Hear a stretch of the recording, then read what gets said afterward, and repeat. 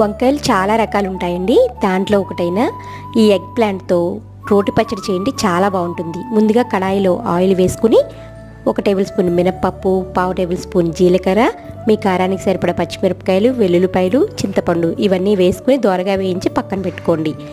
అదే కడాయిలోకి కొంచెం ఆయిల్ వేసుకుని వంకాయని ముక్కల కింద కట్ చేసి దాంట్లో వేసుకుని మగ్గించుకోండి. దించే ముందు కొత్తిమీర చల్లుకోండి, చాలా బాగుంటుంది.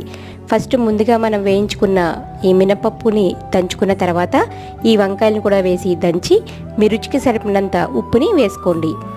ఈ విధంగా దంచిన తర్వాత మనం జనరల్గా పచ్చడికి ఏ తాలింపు అయితే వేస్తామో ఆ తాలింపు వేసుకోండి, చాలా బాగుంటుంది. వేడివేడి అన్నంలో నెయ్యి వేసుకు తింటే అద్భుతంగా ఉంటుంది. దీంట్లోకి ఆమ్లెట్ కూడా కాంబినేషన్ పెట్టుకోవచ్చు. ఒకసారి తప్పకుండా ట్రై చేయండి. ఎలా వచ్చిందో నాకు కామెంట్ చేయండి. Thanks for watching.